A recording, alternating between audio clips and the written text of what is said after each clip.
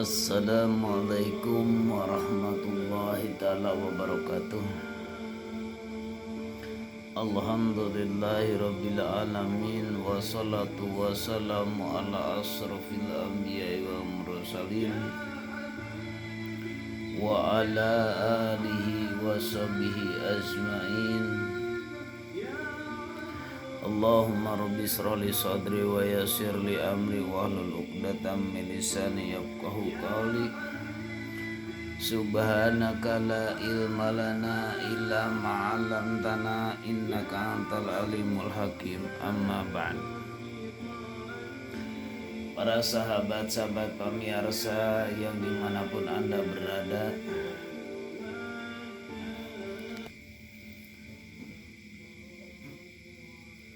para pemirsa dimanapun Anda berada, mungkin yang selalu setia menonton video atau channel Barakatul Karomah Sukabumi, tiada lain saya untuk mendoakan semoga dilancarkan urusan dunianya atau urusan bisnisnya atau urusan usahanya, dan semoga diberikan keberkahan oleh keluarganya, diberikan ilmu pala putrana, semoga ilmu yang bermanfaat, amin ya rabbal alamin. Sadina malam kesempatan ini sedikit masih akan membahas tentang alam jin. Tapi secara alam jin ini akan menjelaskan secara syariatnya atau secara hakikatnya. Secara syariat dan secara hakikatnya saya akan bahas dari tempat ketinggalan atau napi tempat kemunculan bangsa jin.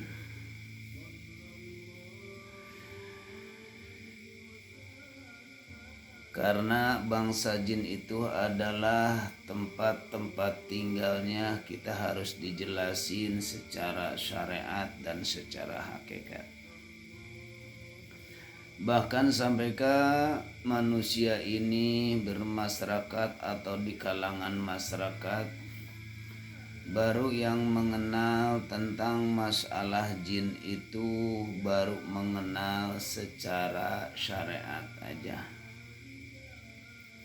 Di antaranya yang saya pernah bahas, mungkin di waktu yang lain pernah dibahas, saya sedikit akan diulas secara syariatnya. Dina waktu yang sekarang ini tiada lain tempat kemunculannya jin itu satu di antaranya tempat reruntuhan, atau yang pertama itu yang selalu ada di dalam kuburan. Jin-jin yang selama ini bergentayangan, mungkin ada yang di kuburan, mungkin juga ada golongan jin atau yang dinamakan kuntilanak, atau juga jin yang dinamakan jin genderuwo, atau juga jin yang dinamakan kunti sundel bolong, atau yang dinamakan juga kunti atau jin bangsa jin disebutkan jin tuyul, atau pocong yang lainnya yang selalu ada di dalam kuburan, atau yang selalu jin itu adalah selalu ada datang ke rumah keluarga atau masing-masing masih itu dalam gentayangan, karena bangsa jin itu belum bisa pulang. Karena belum bisa pulang, maka sampai minta bantuan doa kepada keluarga dan almarhum. Almarhum itu yang sudah pulang di sisi Allah, karena selalu mendatangi kepada keluarga, tiada lain ingin dibantu dengan doa, karena dia mungkin ada yang disiksa, mungkin kekurangan amalnya. Nah, itulah bangsa jin yang selalu gentayangan. Ada juga jin, ini cerita dulu secara syariat, jin yang selalu ada di tempat perairan, yaitu bisa dikatakan jin angkatan laut yang selalu di tempat perairan, sok dikatakan jin kunti, atau yang selalu bila mana kita ke tempat angker-angker atau kali-kali yang besar, kita bisa ke lorong-lorong, disitulah kita datang ke sana, tiada lain pulang dari sana, maka sampai ke badan kita merasa panas dingin. Maka dengan jin itu yang selalu masuk di dalam tubuh kita. Ada juga jin yang selama itu melakukan jin perairan. Bisa dikatakan jin perairan itu yang selalu mendatangi kepada orang-orang yang suka hamil, kepada orang yang suka haid, kepada orang-orang yang suka mengeluarkan lewat darah mau ayam camani kah atau ayam hitam, mau kambing hitam kah. Itulah salah satu yang selama ini kita dominan, yang selalu percayanya kepada siapa? Adalah kepada dukun, adalah utusan-utusan bangsa setan. Nah, di sini tidak akan terlalu panjang untuk secara menjelaskan tentang masalah syariatnya jin. Walaupun itu jin memang tidak kelihatan, tapi kalau kita ruh bisa melihat di situ. Karena yang selama ini ada di dalam keluarga kita, atau yang selalu mengganggu anak kita, atau yang selalu tinggal di rumah, atau yang selalu masuk dalam tubuh kita, maka disitulah tempat-tempat jin ya. Tempat-tempat jin itu adalah tempat perairan atau tempat kotoran, atau rumah-rumahnya sudah tidak dihuni lagi, di terorong-lorong rumah kosong sudah tak dihuni lagi. Kenapa tak dihuni lagi? Karena rumahnya sudah tidak ada penghuninya di situ. Itulah yang selalu diisi. Makanya setiap rumah pengen diisi lagi oleh manusia, kita harus dibacakan ruqyah atau doa-doa, atau di spiritual rek baca Al-Quran, rek baca surat Yasin. Disitulah semoga memohon ke Allah supaya dalam lindungan Allah bila mana rumahnya pengen ditinggalin. Kalau rumahnya di situ sudah lama tidak ditinggalin, karena di situ kita langsung begitu saja masuk. Nah, kalau begitu saja masuk, nah disitulah banyak di waktu malam ada yang mengganggu kah di rumah kah, ada yang menghancurkan perabotan kah. Nah, di situ yang selalu mengganggu. Ataupun rumah di situ bekas kuburan, di bawahnya ada kuburan. Mungkin kuburan itu kan selama ini seharusnya kuburan itu di tempat umum, ternyata di kuburannya di rumah. Nah, disitulah tempat tinggal jin yang belum bisa pulang. Tapi insya Allah bila mana yang sudah bisa pulang mah gak bakalan di situ. Nah, itu salah satunya. Atau yang selalu tempat tinggalnya bangsa jin itu di tempat pohon-pohon besar. Pohon-pohon besar di hutan-hutan. Di hutan-hutan tempat pohon besar, dengan pohon besar itu bisa ditinggali oleh bangsa jin. Nah itu bangsa jin dari mana? Ya dari dulu lah sampai sekarang mengatakan banyak sekarang yang pasti bersemarak di kalangan masyarakat. Terkecohnya di sini. Ada juga di tempat-tempat tinggal jin itu, ada juga di tempat dingin-dingin. Yang tadi jin selalu datang, jin perairan, yang selalu datang perairan, maka disitulah kadang-kadang jin selalu tempat tinggal di WC atau di tempat lembab-lembab. Nah di situ yang selalu kepada kotoran-kotoran. Nah kalau secara syariat memang seperti itu, tinggalnya kadang-kadang orang yang selalu melakukan darah tinggi, misalkan secara ilmu medis, ternyata nyampe di WC kita langsung kumat darah tingginya, maka disitulah sampai jatuh mastakanya terbentur karena di kakinya selalu ada yang terasanya, ada yang menarik atau yang mendorong, disitulah akan merasakan seperti itu. Itu babakan syariatnya. Makanya siapapun yang selama ini pernah selalu meninggal, nah kalau belum pulang, makanya dibanyakan sekarang melakukan tahlilan. Nah itu orang-orang yang seperti tempat lembab, ada juga yang tempat di udara, di luhur itu. Yang suka itu bangsa jin, suka dipakai untuk nyantet. Selalu itu kerjaan adalah terbang.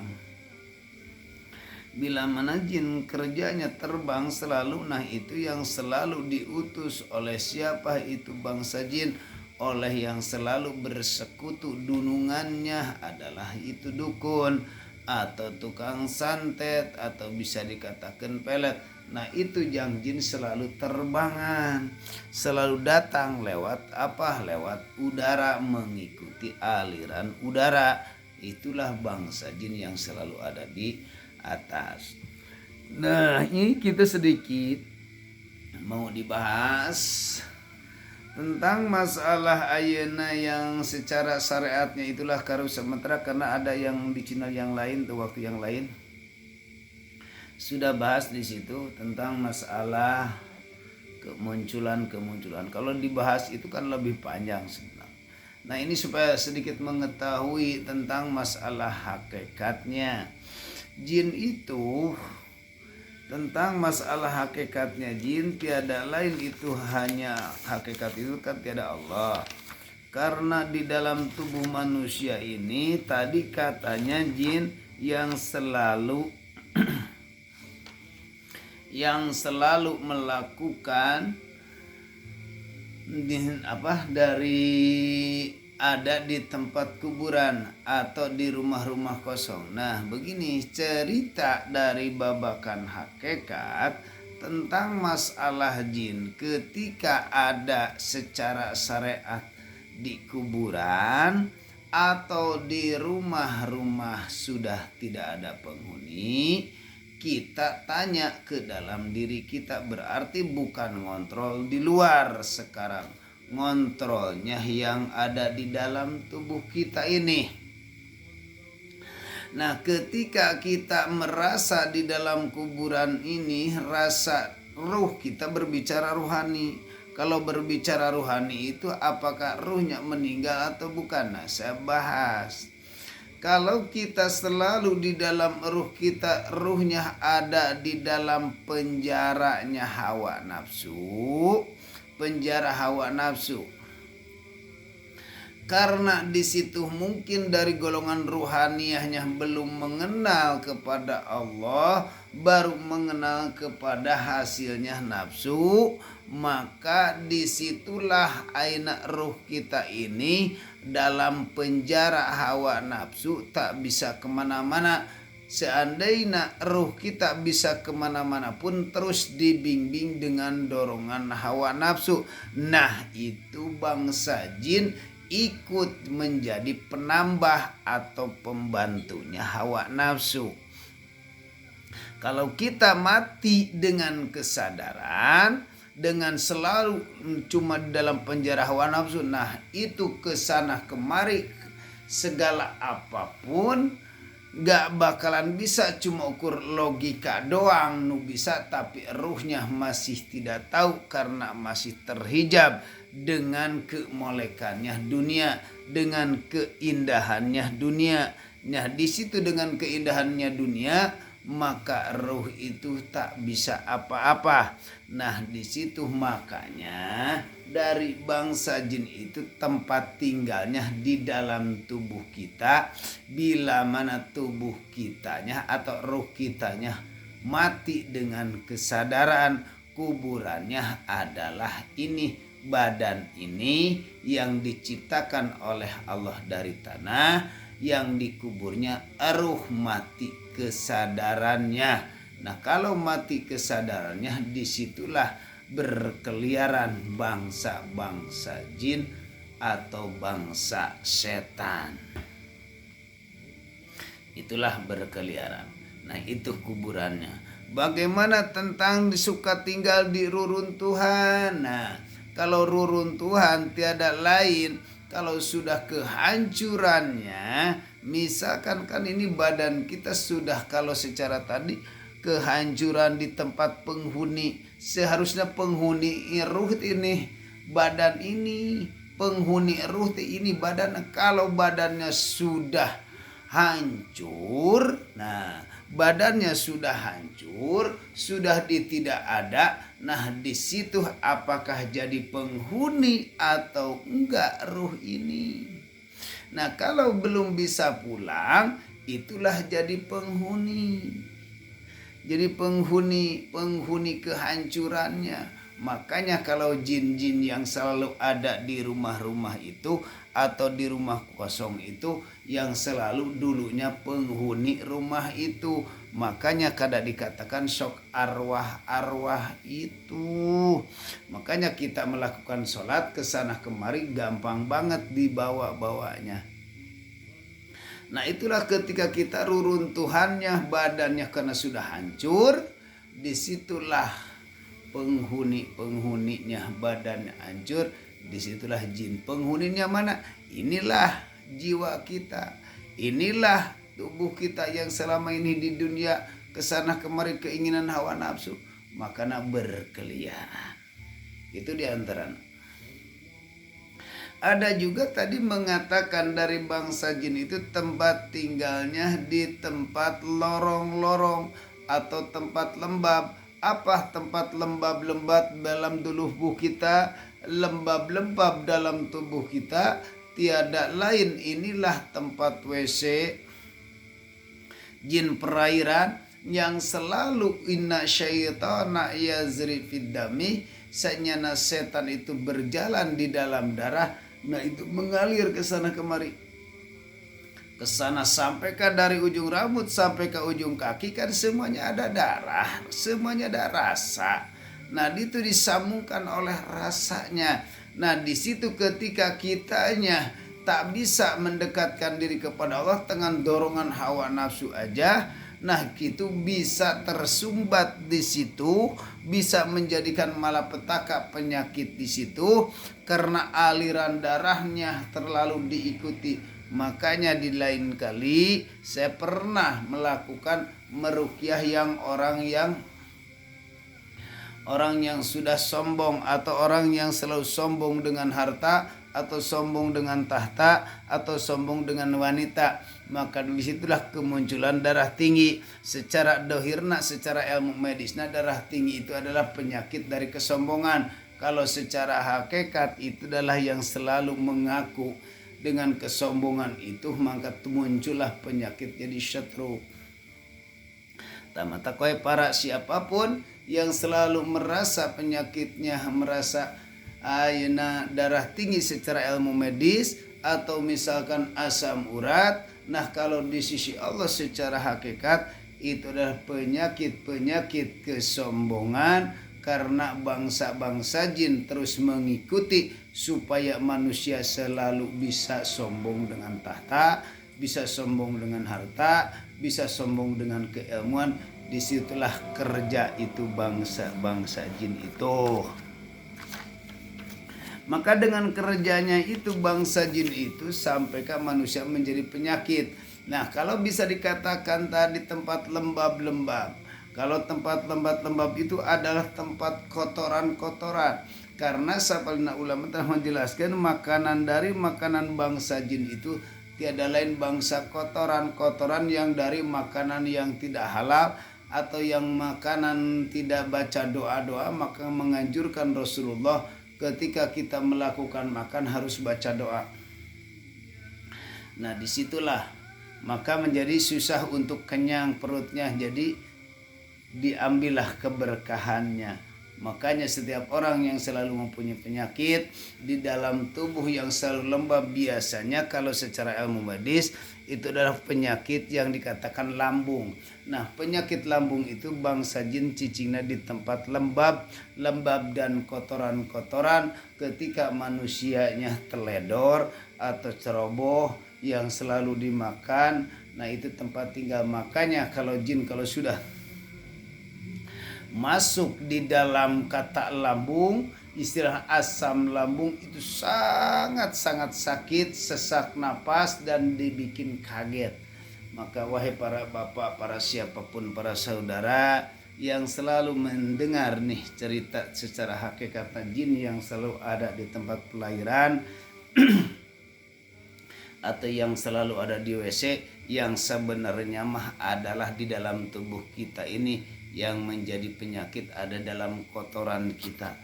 Itulah bangsa jin yang selalu tempat tinggalnya. Makanya kalau orang yang selalu makan darah-darah itu kesirikan, makan darah apa misalkan darah haid, darah nipas atau darah melahirkan, tah dicium aromanya itu sebenarnya darahnya darah kotor yang selalu harus dibuang. Nah, darah haid itu adalah darah kotor. Disitulah campur aduk dengan segala-gala kotoran-kotoran. Makanya di situ ketika kita melakukan haid atau apa, misal darah kita tak bersih, akan merasakan panas di dalam tubuh kita ini. Kenapa? Karena disitulah ada makhluk Allah yang bernama jin yang selalu berkerumun mencium aroma darah itu. Nah, itu tempat-tempat tinggal itu, tempat-tempat tinggal dia sebenarnya, tempat tinggal. Kalau kita berhenti dari kecerobohan, wahai ibu-ibu atau para remaja, ketika kedatangan haid, jangan terlalu ceroboh, sing apik dengan membuang softtek, dengan harus pakai dicuci dulu sampai bersih, terus langsung kita dimasukin ke kantong, buang ke sampah. Ini mah kadang-kadang kebanyakan anak-anak remaja zaman sekarang langsung itu darah buka softtek dimasukin ke kresek langsung. Nah, itu salah satu kotoran atau darah-darah jorok itu yang bikin jijik. Sampai sekarang ini masih banyak yang seperti itu. Nah, makanya kalau cerita hakikat dari gangguan jin itu tiada lain, hanya ada di dalam tubuh kita ini. Di manakah lagi tempat jin? Jin itu tiada lain yang selalu muncul ada jarak antara matahari sama bayangan. Di situ matahari sama bayangan. Kalau secara syariat antara matahari yang sekarang ini matahari, nah kita kesorot ada bayangan kita. Nah, seandainya manusia itu kalau tak bisa kalau tak bisa menjabarkan, pasti berarti ini jin. Nah, kalau manusianya belum bisa pulang terus mengikuti dengan dorongan hawa nafsu, itu bisa dikatakan manusia karakter jin. Kalau cerita hakikat bagaimana, Tan? Kalau cerita hakikatnya antara cahaya-cahaya Allah, tiada lain antara Allah dan makhluk nih. Allah menciptakan jin dan manusia, wa ma khalaqtul jinna wal insa illa liya'budun. Tesapati-pati aku menciptakan jin dan manusia kecuali disuruh mengabdi kepadaku. Nah, cara mengabdi kepadaku itu matahari dari dalam batin kita nyorot cahaya-cahaya nur Allah nyorot kemana? Ke manusia. Seharusnya manusia ini la haula wala quwata illa billah, diusik dan dimalikan tiada lain hanya ku Gusti Allah. Ternyata manusiana itu akan menjadi pengakuan. Pengakuan apa? Pengakuan dari yang aku berkuasa, sedangkan yang berkuasa tiada lain hanya Allah. Kalau secara syariat nggak apa-apa, ini kekuasaan siapa? Kekuasaan rumah aku ini, pada rumah tak boleh itu, karena itu kuasanya Allah. Karena kita mah tiada lain sifatnya adalah makhluk. Kalau sifatnya makhluk itu adalah la haula wala quwata illa billah, diusik dan dimalikan tanpa izin Allah nggak bakalan bisa. Nih saya yang sekarang ini posisinya ngobrol nih, tanpa dibicarakan, tanpa dihalau-halau dari ruh kita nggak bakalan bisa ngomong. Pak, Bu, ternyata ibu pun yang selama ini yang pernah melihat nih, yang melihat tanpa Allah, apakah bisa bisa melihat? Pastinya ibu nggak bakalan bisa melihat. Ternyata ku ayana adanya Allah kita bisa melihat. Nah, kita sedikit ini resepnya, tiada lain tingkatkanlah keilmuan secara ilmu syariatnya, tingkatkan ilmu imannya, tingkatkan kibaranan, terus ilmu isannya kita tingkatkan. Nyempatkan waktu kita supaya kita bisa ngaji, supaya kita bisa memahami, supaya kita bisa kembali di sisi Allah. Kalau orang tak mau untuk menyempatkan ngaji, tak menyempatkan untuk sholat, tak menyempatkan ngaji ilmu iman tentang masalah tauhid, apalagi secara ilmu Islam, itulah menjadi kuayana tinggalna di tempat ruruntuhan, yaitu di makom-makom. Nah, itu karena badan kitanya sudah runtuh, sudah hancur, sudah kembali ke tanah, dia naik ke atas, maka disitulah jadi banyak bermacam-macam bangsa jin.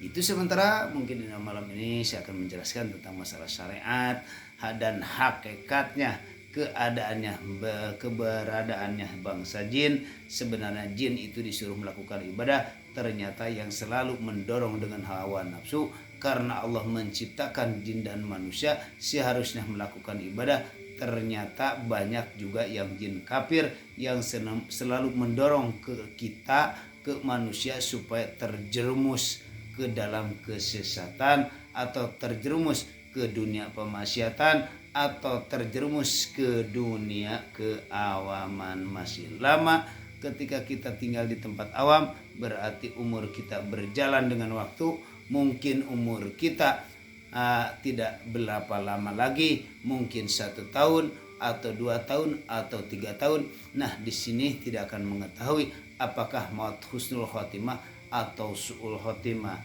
Ketika orangnya meresapi dengan kata-kata ini, datanglah wahai para ibu-ibu, wahai para remaja, wahai para bapak-bapak, ketika orang masih dalam lemah, untuk sementara mah ini turunkan ego dulu. Ternyata selama ini masih ditutup-tutup, tapi insya Allah karena saya berani membuka di dalam YouTube Barakatul Karomah Sukabumi, telah menjelaskan yang sebenarnya hakikatnya jin, insya Allah akan mengenal di situ. Dengan asal bapak-bapak ibu-ibunya sudah tahu tentang masalah bab mukasabah, di situ akan ditemui oleh Allah. Nah, ini saya sekian dari saya, semoga bermanfaat. Yang selalu setia menonton video saya, silahkan share, subscribe, nyalakan loncengnya. Jangan lupa untuk memberikan kepada kita support lebih banyak lagi, laksanakan pengajian sama untuk memberikan, meng-share sama atau membagikan sama seperti orang mempunyai fadilah dan gaya. Sekian dari saya. Assalamualaikum warahmatullahi taala wabarakatuh.